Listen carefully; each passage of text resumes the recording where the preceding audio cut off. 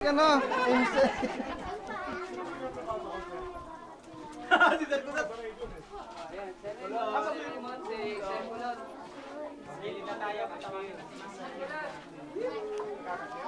Ma'am.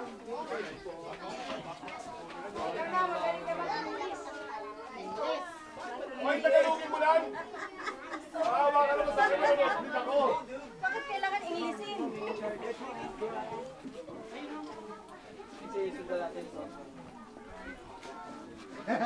Uy, si Ma'am kapatid. Okay, fire. Sir Raymond, fire.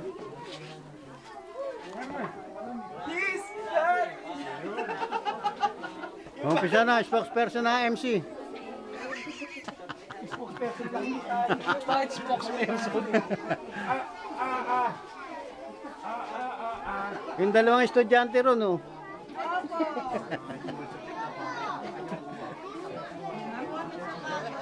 Ay, teka, sasama Anong ako grade sa mga kayo? bata. Grade 7 na po. Mahal na mahal mo talaga, grade 7, ah. Grade 1 ko pala. Oh, grade 1 daw kami. Pagbigyan. Okay lang? Oo, oh, yun. Start na? Ay, si Wally, oh. Oo nga. Ay, sorry. Ano mga row 4? Ay, mga sir. Kailangan ata na ano. Row 4.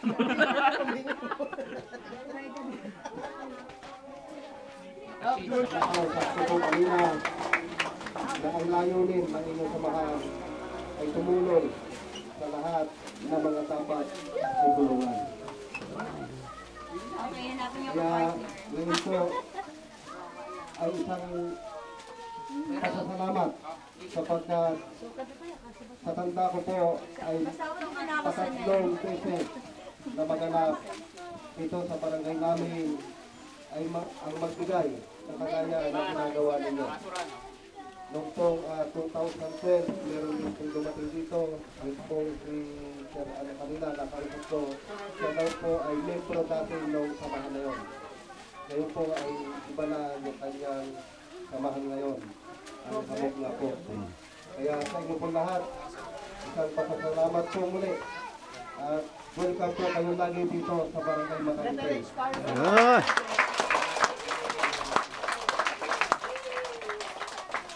Ganun din po yung aking pagkakalamat at tayo po ay natanong ng ating isang konser ng bayan ng Santa Maria, si Consul Andro Aguha. Ganun na lang po, isang pagkakalamat na lubos ang pinaabot ko sa inyo. At sana po, laging kayo kahit buwan-buwan, linggo-linggo, ay pilit bumalik.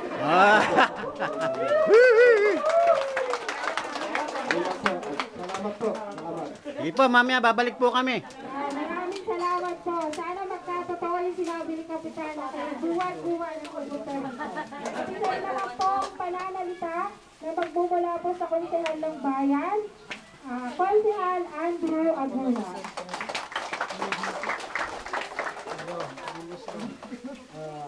Ito po,